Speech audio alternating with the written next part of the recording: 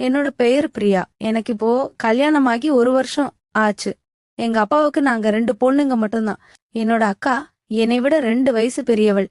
அவளுக்கு கல்யாணமாகி இப்போ 3 பிள்ளைங்க இருக்காங்க. நானும் என்னோட கணவரும் இப்போ தனியா தான் வாழ்ந்துட்டு வரோம். என் மாமியாரும் மாமனாரும் சொந்த ஊர்ல இருக்காங்க. என்னோட அக்கா சென்னையில இருக்கா. நாங்க இப்போ தனியா இருக்கிறதுனால தினமும் நைட்டு கணவன் மனைவியா ரொம்பவே சந்தோஷமா இருப்போம். உண்மையை சொல்லணும்னா என்னோட கணவரை விட எனக்கு தான் ஆசை அதிகம். நான் தினமுமே அவரை தனிமையில இருக்க கூப்பிடாம எனக்கு தூக்கமே வராது.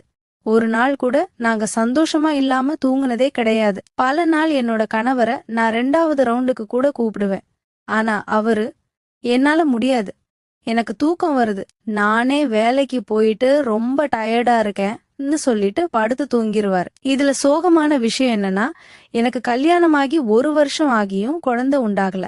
எங்க அம்மாவுக்கு இது ரொம்ப வருத்தமா இருந்துச்சு. என்னோட அக்கா கல்யாணமாகி 1 வருஷத்துக்குள்ளேயே ஒரு ஆம்பளை பிள்ளைய பெத்துட்டா. திரும்பவும் 1 வருஷத்துக்குள்ள இன்னொரு பிள்ளையும் பெத்துட்டா. இப்படி இருக்கப்போ எனக்கு மட்டும் கல்யாணமாகி 1 வருஷத்துல குழந்தையே உண்டாகல. இது எங்க அம்மாவுக்கு ரொம்ப வருத்தமா இருந்தது. அதே சமயம் என்னோட மாமியாரும் இத சொல்லி சொல்லி ரொம்ப கவலைப்படுவாங்க. இத பார்த்த என்னோட அம்மாவும் டாக்டர்கிட்ட போயிட்டு காட்டுவோமான்னு கேட்டாங்க. ஆனா நாங்க டாக்டர் கிட்ட எல்லாம் போகவே இல்ல. அப்படி இருக்கும்போது என்னோட அக்கா புருஷன் ஒரு நாள் ஃபோன் பண்ணாரு. மறுநாள் உன் ஊருக்கு ஒரு வேலையா வர்றேன், உன் அக்கா வரல, நான் மட்டும்தான் வரப்போறேன்னு சொல்லிட்டு இருந்தாரு. மறுநாள் என்னோட அக்காவோட கணவர் சொன்ன மாதிரியே எங்க வீட்டுக்கு வந்துட்டாரு. காலையில டிஃபன் சாப்பிட்டுட்டு அவரு வேலை விஷயமா வெளியில போயிட்டாரு. நான் சாயந்தரம் தான் வருவேன்னு சொல்லிட்டும் போயிட்டாரு. அன்னைக்குன்னு பார்த்து திடீர்னு என்னோட கணவர் மதியமே வீட்டுக்கு சாப்பிட வந்துட்டாரு. என்னங்க, திடீர்னு சாப்பிட வந்திருக்கீங்களே, என்ன விஷயம்னு கேட்டேன். இல்லம்மா, ஆபீஸ்ல ஒரு முக்கியமான விஷயம், அதனால என்ன வெளியூருக்கு போக சொல்லிருக்காங்க, அதனால நான் ட்ரெஸ் எடுத்துட்டு போறதுக்காக தான் வந்தேன்னு சொல்லிட்டு மதிய சாப்பாட்டை வீட்லயே சாப்பிட்டுட்டு அவசர அவசரமா அவரோட ட்ரெஸ் எல்லாம் எடுத்துட்டு ஆபீஸ்க்கு கிளம்பி போயிட்டாரு. போகும்போது, மச்சான் வந்திருந்தா அவரை தங்கிட்டு ஒரு நாள் இருந்துட்டு நாளைக்கு ஊருக்கு போக சொல்லு. வந்த இடத்துல நானும் அவரை சந்திச்சு பேசவே இல்லை. அதே மாதிரி வந்த உடனே அவரை அனுப்பிட்டாலும் அது ரொம்ப மனசுக்கு வருத்தமா இருக்கும். அதனால நான் பேசாததால அவரை ஒரு நாள் தங்கிட்டு அனுப்ப சொல்லுன்னு சொன்னாரு. அப்பதான் நல்லா இருக்கும் அப்படின்னு சொல்லிட்டு என்னோட கணவரும் சாப்பிட்டுட்டு உடனே வெளியூருக்கு கிளம்பிட்டாரு. சாயந்தரம் வரேன்னு சொன்னேன். என்னோட மாமாவும் சாயந்தரம் வரவே இல்லை. அவர் நைட்டு ஒரு 8 மணிக்கு தான் வந்தாரு. சாப்பிட்டுட்டு உடனே நான் கிளம்புறேன், இப்பவே லேட் ஆச்சு, ஊருக்கு போறேன்னு சொன்னாரு. அப்பதான் நான் சொன்னேன், என்ன மாமா, நீங்க சாயந்தரம் வந்திருந்தீங்கன்னா ஊருக்கு போக கரெக்டா இருந்திருக்கும். ஆனா இப்பவே பாருங்க, மணி 8 ஆயிடுச்சு. இதுக்கப்புறமா நீங்க ஊருக்கு கிளம்பி போய் சேர்றதுக்கு ரொம்ப லேட் ஆகும். என்னோட கணவர் கூட சொல்லிட்டு தான் போயிருக்காரு, மச்சான் வந்தாருன்னா நைட்டு தங்கிட்டு போக சொல்லுன்னு. ஏற்கனவே நேத்து தான் டிராவல் பண்ணிட்டு வந்திருப்பாரு. மறுபடியும் இன்னைக்கு அவர் டிராவல் பண்ணா உடம்பெல்லாம் ரொம்ப வலியா இருக்கும். அதனால நாளைக்கு போனா அவரால் எந்த வேலையும் செய்ய முடியாது. அதனாலதான் இன்னைக்கு ஒரு நாள் நைட்டு நல்லா தங்கி ரெஸ்ட் எடுத்துட்டு நாளைக்கு போக சொல்லு அப்படின்னு சொல்லிட்டு தான் போயிருக்காரு. அதனால நீங்க கண்டிப்பா இருந்துட்டு தான் போகணும். நீங்க இல்லாம போயிட்டீங்கன்னா என்னோட கணவர் என்ன வந்து திட்டுவாரு அப்படின்னு சொல்லி நான் அவரை இருக்க வச்சேன். அதே மாதிரி உங்க மச்சானும் அவசரமா வேலை விஷயமா வெளியூருக்கு கிளம்பி போயிட்டாரு. அவரு உங்களை சந்திச்சு பேச முடியலன்னு சொல்லி ரொம்பவே வருத்தப்பட்டாரு. அவர் வருத்தப்பட்ட விஷயத்தையும் என்னோட மாமா கிட்ட சொன்னேன். என்னோட மாமா கிட்ட சொல்லும்போது ரொம்ப நேரமா யோசிச்சு, சரி நீ சொல்றது கரெக்டா தான், இப்பவே ரொம்ப லேட் ஆயிடுச்சு, அதனால நான் இங்க தங்கிட்டு நாளைக்கே போறேன் அப்படின்னு சொல்லிட்டு இருக்கிறதுக்கு சம்மதிச்சாரு. இந்த விஷயத்த என்னோட அக்காவுக்கு போன் போட்டு சொன்னாரு. என்னோட அக்காவும் சரிங்க, தங்கிட்டு காலையில வாங்க அப்படின்னு சொல்லிட்டா. அதுக்கப்புறமா என்னோட மாமா டிஃபன் சாப்பிட்டு முடிச்சதுனால சரி டைம் பாஸ் பண்ண நூவோம் அப்படின்னு சொல்லிட்டு சோபால உட்காந்து டிவி பார்க்க ஆரம்பிச்சாரு. அப்ப மாமா கிட்ட, மாமா இப்பதான் சாப்பிட்டீங்க, எதுவும் காஃபி டீ எதுவும் குடிக்கிறீங்களா, வேணுமா போட்டு தரவான்னு கேட்டேன். உடனே மாமாவும் அதெல்லாம் வேணாமா, இப்பவே நல்லா திருப்தியா சாப்பிட்டுட்டேன், எனக்கு எதுவும் வேணாம் அப்படின்னு சொல்லிட்டாரு. சரி சொல்லிட்டு என்னோட எல்லா வேலையும் முடிஞ்சதுனால நானும் என் மாமாவுக்கு பக்கத்திலேயே உட்காந்து டிவி பாத்துக்கிட்டு இருந்தேன். அப்ப எங்க மாமா என்கிட்ட பேச்சு கொடுக்க ஆரம்பிச்சாரு. உங்க அம்மா போன வாரம் எங்க வீட்டுக்கு வந்திருந்தாங்கம்மா, உன்னை பத்தி சொல்லி ரொம்பவே கவலைப்பட்டாங்க. 1 வருஷமாகியும் உனக்கு குழந்தை பிறக்கலன்னு ரொம்ப கவலைப்பட்டாங்க. உங்க அம்மா நினைச்சுக்கிட்டு இருக்காங்க நீங்க 2 பேரும் பேசி குழந்தை பெத்துக்கிறத தள்ளி போட்டிருக்கீங்க அப்படின்னு என்கிட்ட வந்து சொன்னாங்க. நீங்க அவங்க கிட்ட பேசி அவங்களுக்கு புரிய வைங்கன்னு சொன்னாங்க. அதுக்கு நான் உங்க அம்மா கிட்ட அவங்க படிச்சவங்க, கொஞ்ச நாள் போகட்டும், அதுக்கப்புறமா பெத்துக்கலாம்னு நினைச்சிருப்பாங்க, இதுக்கெல்லாம் நீங்க கவலைப்படலாமா நான் உங்க அம்மாவுக்கு அட்வைஸ் பண்ணேன் அப்படின்னு என் மாமா என்கிட்ட சொன்னாரு. இத கேட்ட உங்க அம்மா என்ன சொன்னாங்கன்னா, என்ன மாப்பிள்ளை நீங்க சொல்றீங்க, நீங்க என்னோட மூத்த மருமகன், என்னோட பொண்ணும் நீங்க படிக்கலையா என்ன? உங்களுக்கு கல்யாணமாகி 1 வருஷத்திலே குழந்தை பிறக்கலையா? படிப்பு வேற, இந்த விஷயம் வேற அப்படின்னு உங்க அம்மா எனக்கே புத்திமதி சொன்னாங்க. நேத்து கூட நான் கிளம்புறதுக்கு முன்னாடி உங்க அம்மாவுக்கு ஃபோன் பண்ணி நான் உங்க வீட்டுக்கு வரப்போற விஷயத்த சொன்னேன். அப்போ உங்க அம்மா என்ன சொன்னாங்கன்னா, மாப்பிள்ள நீங்க போறதுதான் போறீங்க, பிரியாவுக்கு நல்ல புத்திமதி சொல்லிட்டு வாங்க, சட்டு புட்டுன்னு ஒரு குழந்தையே பெத்து கொடுக்கச்சு சொல்லுங்க அப்படின்னு என்கிட்ட சொல்லியும் அனுப்புனாங்க அப்படின்னு என்னோட மாமா என்கிட்ட சொல்லிட்டு இருந்தாங்க. அப்படியே எங்க மாமாவும் சொன்னாங்க, பிரியா நீ படிச்ச இந்த விஷயத்த நீ தள்ளி போடலாமா, மச்சான் கிட்ட சொல்லி புரியவ, சீக்கிரமா நல்ல ஒரு குழந்தைய பெத்துக்கோங்க அப்படின்னு என்னோட மாமா எனக்கு புத்திமதி சொன்னாங்க. மாமா எங்களுக்கு குழந்தை பெத்துக்கணும்னு ஆசைதான், ஆனா அது உண்டாக மாட்டேங்குதேன்னு நான் சொன்னேன். அதுக்கு மாமா உடனே ஏன் என்னாச்சு, டாக்டர் போய் பாத்தீங்களா அப்படின்னு சொல்லி கேட்டாரு. ஏதாவது உங்க 2 பேர்ல யாருக்காவது குறை இருக்கா, நீங்க 2 பேரும் டாக்டர் கிட்ட செக் பண்ணி பாத்தீங்களா, யாருக்கு பிரச்சனை இருக்கு அப்படின்னு கேட்டாரு. மச்சானையும் கூட்டிட்டு போனியா, சில நேரங்கள்ல 2 பேருக்கு கூட பிரச்சனை இருக்கலாம்னு சொல்லி எனக்கு அறிவுரையும் சொன்னாரு. உடனே நான் சொன்னேன், டாக்டர் கிட்ட போகல மாமா, அதுக்கு அவசியமும் இல்ல அப்படின்னு சொன்னேன். இத கேட்டதும் என்னோட மாமா, என்ன சொல்ற, என்ன விஷயம், எனக்கு புரியல, கொஞ்சம் புரியற மாதிரி சொல்லேன் அப்படின்னு சொன்னாரு. அப்ப நான் சொன்னேன், ஒரு விஷயம்தான். என்னோட மாமாவுக்கு பேர் அதிர்ச்சியா இருந்துச்சு. அப்போ எனக்கு அழுகையே வந்துருச்சு. உடனே மாமா வந்து எனக்கு ஆறுதல் சொன்னாரு, அழாதன்னு சொன்னாரு. நான் சொன்னேன், மாமா ஏன் டாக்டர் கிட்ட போகலன்னு நான் சொல்றேன்னு தெரியுமா, நான் சொல்றத கேட்டு நீங்க அதிர்ச்சியாக கூடாது, இந்த விஷயம் என்னோட அப்பா அம்மாவுக்கு கூட தெரிய வேண்டாம் அப்படின்னு சொன்னேன். நான் சொல்றப்பயே என்னோட மாமாவுக்கு அதை கேட்டு பேரதிர்ச்சியா இருந்துச்சு. என்ன அப்படி இவர் சொல்ல போறா அப்படின்னு சொல்லி அவர் ரொம்ப அதிர்ச்சியாவே அதை கேட்டுட்டு இருந்தாரு. இந்த விஷயத்த என்னோட அம்மா அப்பா கிட்ட சொல்லிடாதீங்க, அவங்களால இதை தாங்கிக்கவே முடியாது அப்படின்னு நான் அவர்கிட்ட சொன்னேன். என்னம்மா சொல்ற, என்னம்மா இப்படி பிரச்சனை அப்படின்னு சொல்லி கேட்டாரு. சரி பிரியா, நான் யார்கிட்டயும் சொல்ல மாட்டேன், உன் மேல பிராமிஸ், உண்மையான காரணத்தை நீ சொல்லு அப்படின்னு சொல்லி கேட்டாரு. நான் உன்கிட்ட உண்மையான காரணத்தை வெக்கத்தை விட்டு சொல்றேன் மாமா, நாங்க தினமும் இரவு ஒன்னாதான் படுக்கிறோம். என்னதான் அவர் உடம்பு கட்டுமஸ்தான் போல இருந்தாலும் கூட அவர் அந்த விஷயத்துல லாயக்கே இல்ல, அவருக்கு நைட்டு வேலைக்கு லாயக்கே இல்ல மாமான்னு சொன்னேன். என்னம்மா சொல்ற, எனக்கு கொஞ்சம் புரியற மாதிரி விளக்கமா சொல்லுமா அப்படின்னு சொல்லி மறுபடியும் மாமா கேட்டாரு. அவர் இப்படி கேட்டதும் எனக்கு அழுக வந்துருச்சு. நானே அழுதுகிட்டு சொல்ல ஆரம்பிச்சேன், மாமா அவர் நல்லவர் தான், என் மேல ரொம்ப பாசம் அதிகம், ஆனா அவரோடது என்ன கர்ப்பமாக்குற அளவுக்கு இருக்காது, அது மட்டும் இல்லாம அவரால 5 நிமிஷத்துக்கு மேல தாக்கு பிடிக்க முடியாது, அப்படியே அவர் கஷ்டப்பட்டு என் கூட இருந்தாலுமே அதுல அணுக்களே இருக்காது. ஏன் இப்படி இருக்கு என்னன்னு சொல்லி நம்ம டாக்டர் கிட்ட போகலான்னு நான் கூப்பிட்டு பார்த்தேன், ஆனா அவர் வர மறுத்துட்டாரு. சரி நான் ஏன் இவருக்கு இப்படி இருக்கு அப்படின்னு சொல்லி நெட்ல சர்ச் பண்ணி பார்த்தேன். அப்பதான் எனக்கு ஒரு விஷயம் புரிஞ்சுது. ஆண்களுக்கு அணுக்கள் அதிகமா இருந்துச்சுன்னா கட்டியா இருக்கும்னு, அணுக்களே இல்லாம இருந்தா ரொம்ப தண்ணி மாதிரி இருக்கும்னு சொல்லி போட்டிருந்துச்சு. அப்பதான் நான் புரிஞ்சுக்கிட்டேன், என்னோட கணவருக்கு அந்த பிரச்சனை இருக்கு, அதனாலதான் குழந்தையே உருவாக முடியல அப்படின்னு சொல்லி நான் புரிஞ்சுக்கிட்டேன் அப்படின்னு என்னோட மாமா கிட்ட சொல்லி கதறி கதறி அழுதேன். இப்படி இருக்கும்போது எப்படி மாமா எனக்கு குழந்தை பிறக்கும்? நானும் அவரை ஹாஸ்பிட்டலுக்கு கூப்பிட்டா கூட அவர் வரமாட்டேங்கிறாரு.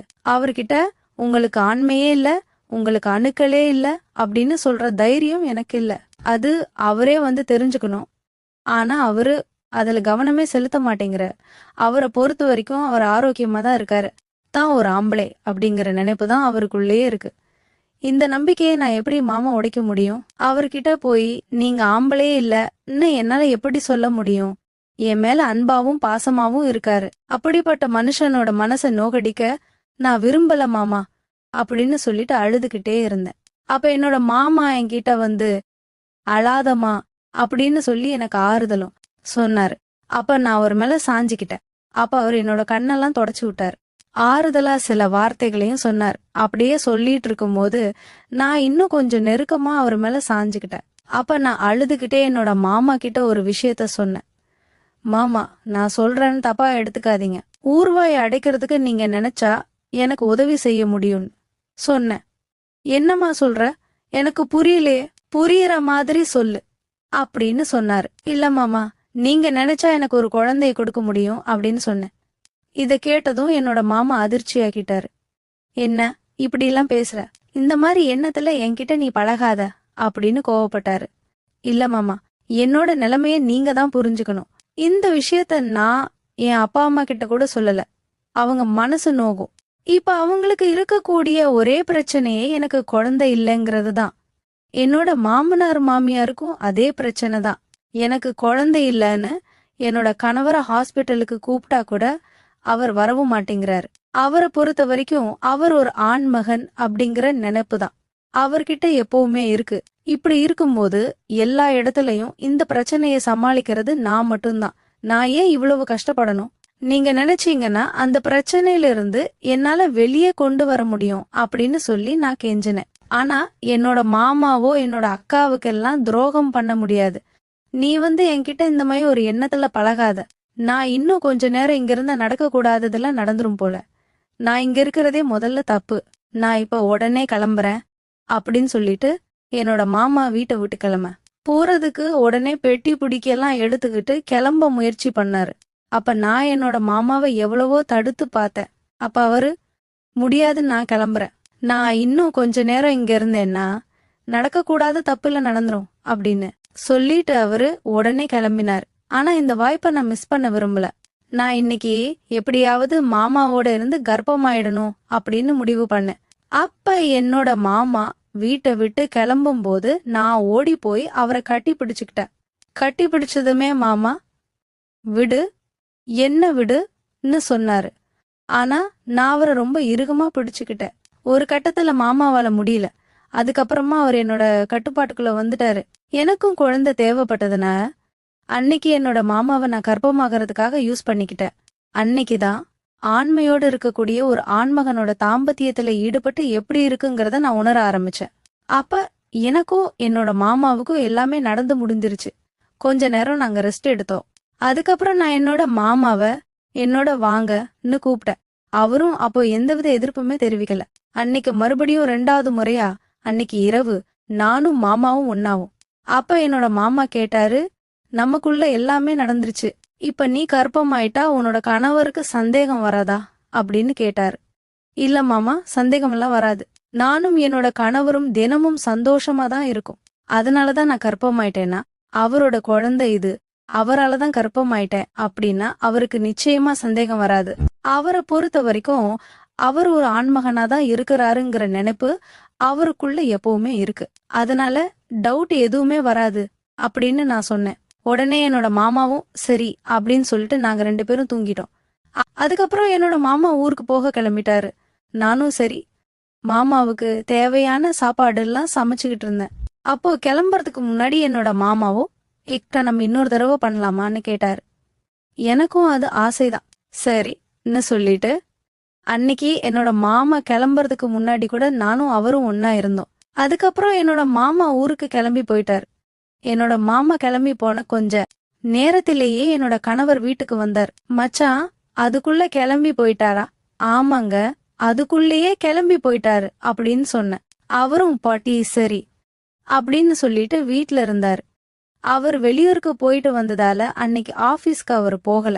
ஆபீஸ்ல அவருக்கு ஒரு நாள் நீங்க ரெஸ்ட் எடுத்துட்டு வாங்கன்னு சொல்லி லீவு கொடுத்துட்டாங்க.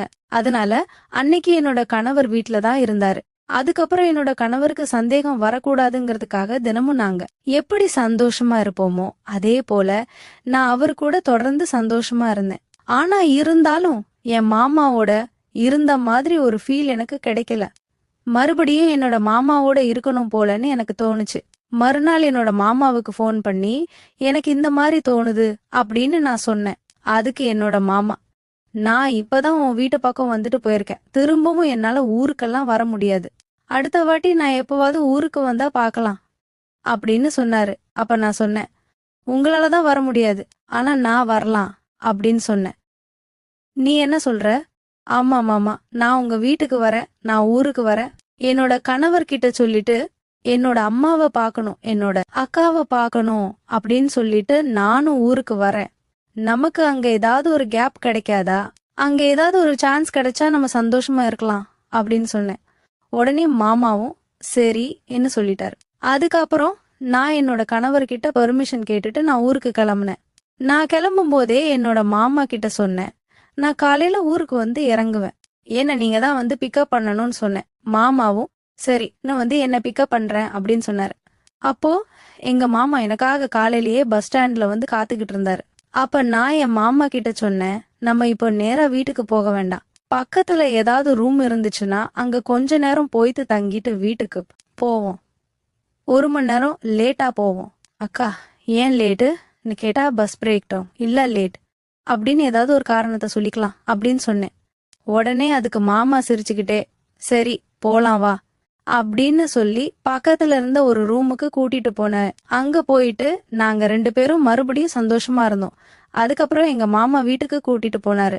நான் எப்பவும் போல என்னோட அக்காவோடு இருந்து என்னோட அம்மாவை பார்த்துட்டு ஒரு 2 நாள் சந்தோஷமா இருந்தேன்.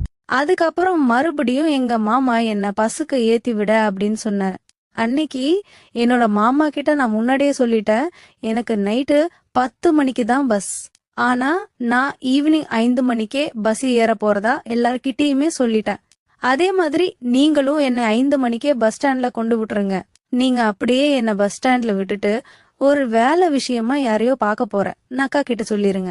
நம்ம பஸ் ஸ்டாண்டுக்கு போயிற மாதிரி சீக்கிரமாவே போயிட்டு மறுபடியும் அந்த ரூம்ல ஒரு 2 மணி நேரமா இருந்துட்டு சந்தோஷமா இருந்துட்டு என்ன பஸ் ஏத்தி விட்டுருங்கன்னு நான் மாமா கிட்ட சொன்னேன்.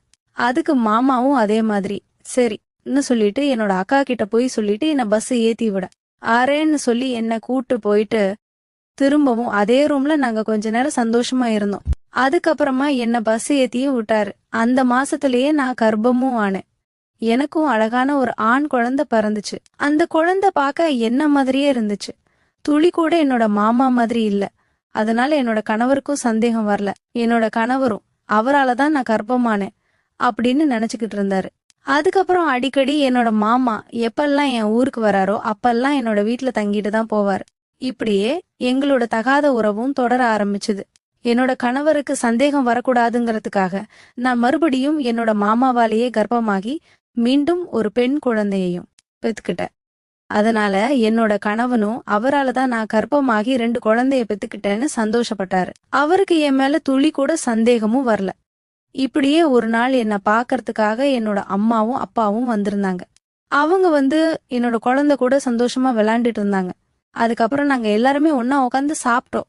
அந்த நேரத்துல என்னோட அம்மாவும் அப்பாவும் ஊருக்கு கிளம்புறதா சொன்னாங்க. அப்போ என்னோட கணவரும் நானே என்னோட கார்ல உங்களை கூட்டிட்டு போயிட்டு பஸ் ஏத்தி விடுறேன், நானே உங்களை வழி அனுப்பி வைக்கிறேன்னு சொல்லிக்கிட்டு இருந்தாரு. என்னோட அம்மா அப்பாவை அவர் கூட்டிட்டு போனாரு. ஆனா போற வழியில ஒரு எதிர்பாராத விதமா ஒரு விபத்து ஏற்பட்டுருச்சு. அந்த விபத்துல என்னோட அம்மா அப்பாவும் என்னோட கணவரும் சம்பவ இடத்துலயே இறந்துட்டாங்க. இந்த விஷயத்த கேள்விப்பட்டேனா ரொம்பவே அதிர்ச்சி ஆக்கிட்டேன். என்னோட கணவரோட உடலை கட்டிப்பிடிச்சு கதறி அழுதேன்.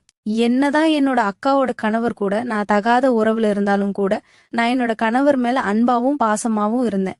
அவரும் என் மேல அன்பாவும் பாசமாவும் இருந்தாரு. எனக்கு தேவையான எல்லாத்தையுமே வாங்கி தருவாரு. எனக்கு எதெல்லாம் பிடிக்குங்கிறத என்னோட கணவருக்கு நல்லாவே தெரியும். என்னோட அந்த அளவுக்கு நெருக்கமாவும் அன்பாவும் இருந்தார். இப்படி ஒரு விஷயம் நடக்கும்னு நான் நினைச்சு கூட பார்க்கல. இது எனக்கு பேர் அதிர்ச்சியை கொடுத்துச்சு. என்னோட கணவர் என்னோட எதிர்காலத்துக்காகவும் குழந்தைகளோட எதிர்காலத்துக்காகவும் கிட்டத்தட்ட 1 கோடி ரூபாய்க்கு மேல இன்சூரன்ஸும் எடுத்திருந்தாரு. என் கணவருக்கு செய்ய வேண்டிய எல்லா இறுதி சடங்குகளையும் செஞ்சு முடிச்சோம். கொஞ்ச நாள்லயே எனக்கு அந்த பணமும் வந்துச்சு. அதுக்கப்புறம் நான் மட்டும் இங்க எப்படி தனியா இருக்கிறது, அதனால நான் ஊருக்கே போயிடலான்னு முடிவு பண்ணேன். அக்காவோட துணையா நமக்கு இருப்பா, மாமாவோட துணையும் நமக்கு இருக்கும்னு நினைச்சு நாம இனி இந்த வீட்டுல இருக்க வேணான்னு காலி பண்ணிட்டு ஊருக்கே போயிட்டேன். அதுக்கப்புறமா நான் தனியா ஒரு வீடு எடுத்து என்னோட குழந்தைகளோட வாழவும் ஆரம்பிச்சேன். எனக்கு எந்த உதவி தேவைப்பட்டாலும் என்னோட மாமா தான் எனக்கு செஞ்சு கொடுத்தாரு. எனக்கு 2 குழந்தைங்க பிறந்ததுக்கு அப்புறமா நான் குடும்ப கட்டுப்பாடு செஞ்சுக்கிட்டேன். நான் அங்க போனதுக்கு அப்புறமா எனக்கும் என்னோட மாமாவுக்கும் அந்த உணர்வும் அந்த உறவும் மீண்டும் தொடர ஆரம்பிச்சது. இதனால நாங்க தினமும் அடிக்கடி உல்லாசமாவும் இருக்க ஆரம்பிச்சோம். நாட்கள் போக போக என்னோட அக்காவோட கணவர் என்னோட வீட்ல அதிக நேரம் இருக்கிறது என்னோட அக்காவுக்கு சந்தேகத்தை ஏற்படுத்துச்சு. இதனால என்னோட அக்கா எங்களை ரகசியமா கண்காணிக்கவும் ஆரம்பிச்சாள். அப்பதான் என்னோட அக்காவுக்கே ஒரு பேரதிர்ச்சி காத்திருந்தது. அவர் எனக்கும் என்னோட மாமாவுக்கும் தகாத உறவு இருக்கிறத கண்டுபிடிச்சிட்டா. இதனால அவர் என்கிட்ட சண்டையும் போட்டா. அவர் கணவர்கிட்ட அவ சண்டையும் போட்டா. இதனால கணவன் மனைவிக்குள்ள அடிக்கடி தகராறு ஏற்பட ஆரம்பிச்சது. ஆனா நாங்க எங்களோட உறவை நிறுத்தவே இல்லை. அதை தொடர்ந்துகிட்டே இருந்தோம். அடிக்கடி என்னோட மாமா என்னோட வீட்டுக்கு வந்து அதிக நேரம் தங்கிட்டு போறத வழக்கமா வச்சிருந்தாரு. நாட்கள் போக போக என்னோட அக்காவுக்கு ஆத்திரம் அதிகமாச்சு. ஒரு நாள் கோபம் அதிகமான என்னோட அக்கா என்னோட மாமாவோட காலை அடிச்சு உடைச்சிட்டா. இந்த கால் இருக்க போய் தானே என்னோட தங்கச்சி வீட்டுக்கு போறீங்க, இந்த காலை நான் உடைச்சிட்டா